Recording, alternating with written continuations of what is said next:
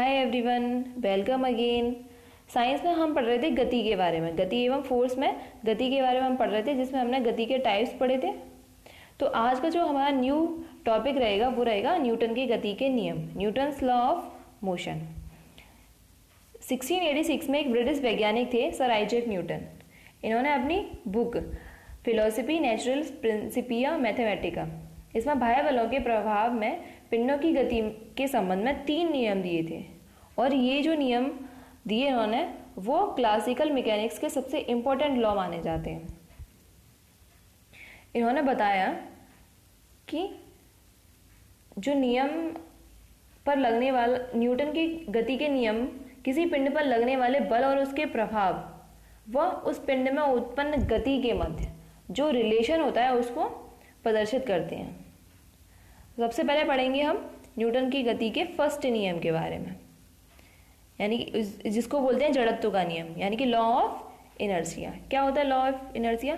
सारी जितनी भी वस्तुएं होती हैं वो अपनी इनिशियल स्टेट को बनाए रखने का प्रयास करती हैं, यानी कि जो उनकी इनिशियल स्टेट स्टार्टिंग में थी वही बनाए रखने का प्रयास करती हैं, और किसी भी प्रकार के परिवर्तन जो होता है, किसी भी प्रकार का जो चेंज होता है उसी को उसका विरोध करती हैं। और वस्तुओं की ये जो टेंडेंसी होती है अपनी जो इनिशियल स्टेट है उसको बनाए रखने की, उसी को क्या कहते हैं? इनर्शिया कहते हैं, उसको इनर्शिया कहते हैं। अब इसका अर्थ ये हुआ कि अगर कोई वस्तु विराम की अवस्था में, यानी कि वो रेस्ट पोजीशन में है, तो वो रेस्ट पोजीशन में ही रहेगी, और अगर वस्तु गति कर रही है तो वो निरंतर एक समान चाल से सीधी रेखा में गति करती रहेगी। यानी कि जब तक कोई बाहरी बल उसे बाध्य नहीं करेगा, यानी कि जब तक उस पर कोई बल न लगाया जाए तब तक वो गतिमान वस्तु गति की अवस्था में रहेगी और स्थिर वस्तु स्थिर अवस्था में रहेगी। तो इस प्रकार ये जो वस्तुएं हैं वो इनर्शिया की जो स्टेट है उसको प्रदर्शित करती हैं, इनर्शिया को प्रदर्शित करती हैं। इसी को कहते हैं न्यूटन के गति का प्रथम नियम और लॉ ऑफ इनर्शिया। अब चलिए इसको एक एग्जाम्पल से समझते हैं। आप लोगों ने कैरम देखा है, सबने कैरम देखा होगा, कैरम खेला भी होगा। कैरम में यहाँ से ये इसकी गिट्टियाँ रखी होती हैं इस तरीके से। यहाँ से किसी ने भी स्टैकर मारा तो स्टैकर अगर नीचे वाली गोटी में लगा तो केवल वही निकल के जाएगी, बाकी अपने यथास्थान वहीं की वहीं हो जाएंगी। तो इससे क्या हुआ कि बल लगाया नीचे वाली गोटी पे तो वही निकल के गई, बाकी पे बल नहीं लगाया ऊपर वाली पे तो वो अपनी यथा स्थिति में रही, यानी कि इनिशियल पोजीशन में रही। यही है हमारा न्यूटन की गति का प्रथम नियम।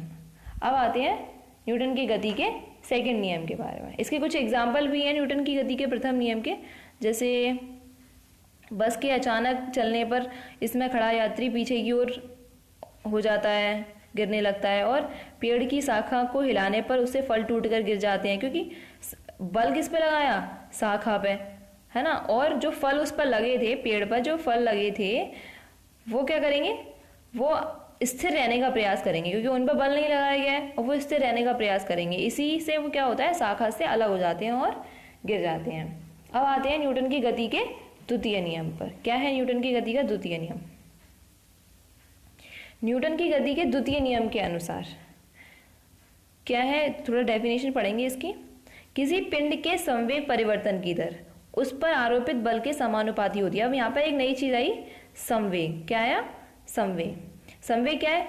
किसी पिंड के या किसी वस्तु के किसी वस्तु का संवेग है उस वस्तु के द्रव्यमान और उसका वेग, उन दोनों का गुणनफल होता है। यानी कि संवेग को p से डिनोट करते हैं, तो वो उस वस्तु के वेग यानी वेलोसिटी और उसके द्रव्यमान पर डिपेंड करता है। p=v/m। अब यहाँ पे वर्ड आया है आपका संवेग परिवर्तन की दर। संवेग परिवर्तन की दर क्या होती है?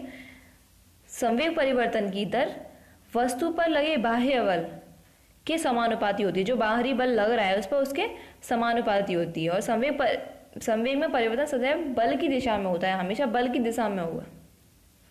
यानी कि अब डेफिनेशन से यहां से देखेंगे, किसी पिंड के संवेग परिवर्तन की दर उस पिंड पर आरोपित बल के समानुपाती होती है तथा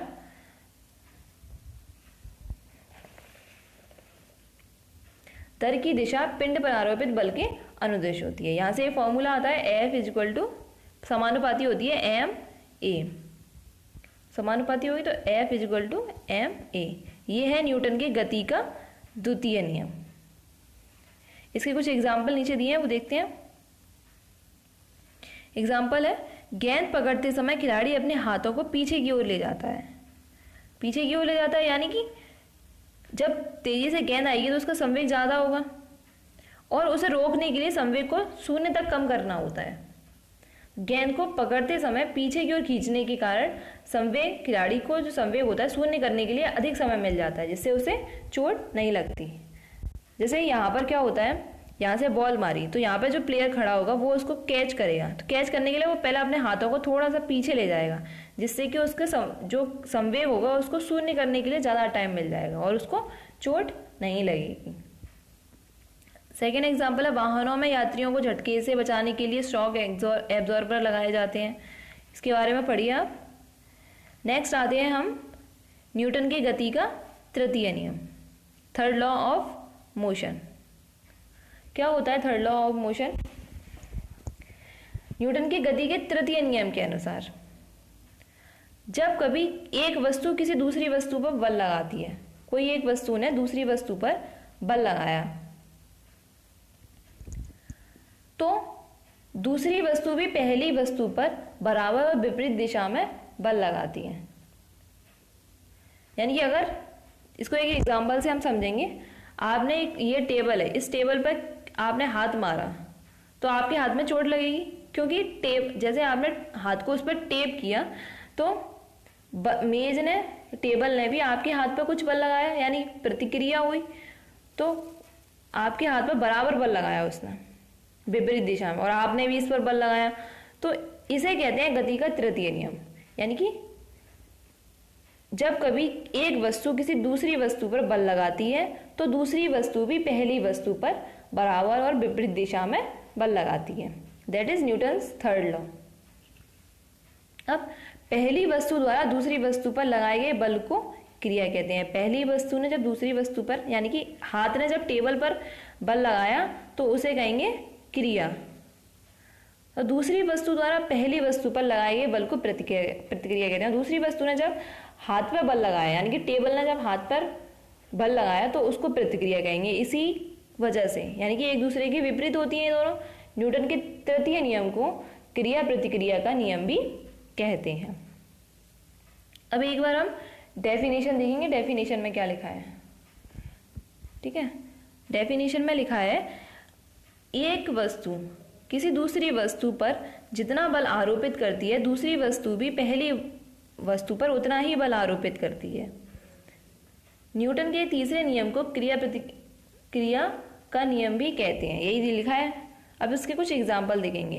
एक एग्जाम्पल तो मैंने आपको टेबल वाला बताया और कुछ यहाँ पे भी देखेंगे। जैसे कि फर्स्ट एग्जाम्पल है ये, बंदूक से गोली छूटने पर बंदूक पकड़ने वाले व्यक्ति को पीछे की ओर झटका लगता है। तो इसमें भी क्या है कि गोली जितने बल से आगे की ओर जाती है उतने ही बल से बंदूक पर प्रतिक्रिया स्वरूप पीछे की ओर आरोपित करती है, जिससे कि बंदूक जो चला रहा है उसको झटके का अनुभव होता है। ऐसे रॉकेट और वायुयानों की गति, ये सब इसके एग्जाम्पल है किसके, न्यूटन्स थर्ड लॉ के। इसे क्रिया या प्रतिक्रिया बल भी कहते हैं। नेक्स्ट न्यू टॉपिक रहेगा आपका दूरी तथा विस्थापन। क्या होता है दूरी एवं विस्थापन? पहले इसको एक एग्जाम्पल से समझेंगे, उसके बाद इसकी डेफिनेशन देखेंगे। देखिए, यहाँ ये आपका घर है, ठीक है, यहाँ ये आपका स्कूल। तो आपके स्कूल की रास्ता सीधी सीधी तो होगी नहीं कि आप घर से निकले और सीधे सीधे चलते गए और आपको स्कूल मिल गया, ऐसी तो होगी नहीं। आप पहले इधर जाओगे, फिर यहाँ मुड़ोगे, फिर यहाँ मुड़ोगे, फिर कुछ इस तरीके से आपका स्कूल पहुँचोगे। तो यहाँ से लेकर, आपके घर से लेकर और स्कूल तक की जितनी भी दूरी है, जितनी दूरी आप चले, आपने अपने पैरों से या अपने साइकिल से जितनी दूरी आपने तय करी, वो क्या हो गई, वो हो गई आपकी डिस्टेंस। ठीक है, अब दूसरी कंडीशन विस्थापन, ये स्कूल और ये घर।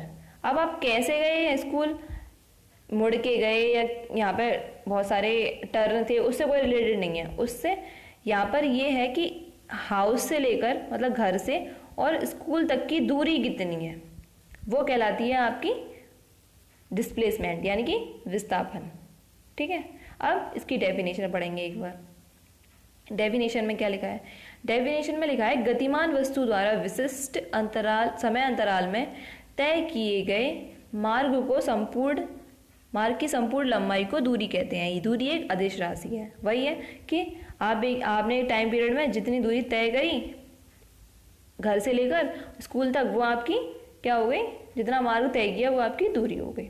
अब डिस्प्लेसमेंट की देखते हैं। गतिमान वस्तु के प्रारंभिक और अंतिम बिंदु के बीच की दूरी को विस्थापन कहते हैं। गतिमान वस्तु जो है यहाँ से उसके और जहाँ पर उसको पहुँचना है अंतिम बिंदु पर, यानी कि उससे स्कूल पहुँचना है, वहाँ तक की जो न्यूनतम दूरी है उसको क्या कहते हैं? डिस्प्लेसमेंट। अब इन दोनों में डिफरेंस क्या होता है? चलिए डिफरेंस देखते हैं। इन दोनों में डिफरेंस होते हैं कुछ। दूरी जो है यानी कि डिस्टेंस वो हमेशा पॉजिटिव रहेगी, जबकि विस्थापन पॉजिटिव भी हो सकता है और नेगेटिव भी हो सकता है और शून्य भी हो सकता है। नेक्स्ट है दूरी केवल परिमाण को व्यक्त करती है। दूरी जो है वो केवल परिमाण को व्यक्त करेगी और विस्थापन परिमाण और दिशा दोनों को व्यक्त करेगा, क्योंकि जो दूरी थी वो एक अदिश राशि थी, है ना, तो वो केवल परिमाण को व्यक्त करेगी। यह एक अदिश राशि और यह एक सदिश राशि हो गया ये तो।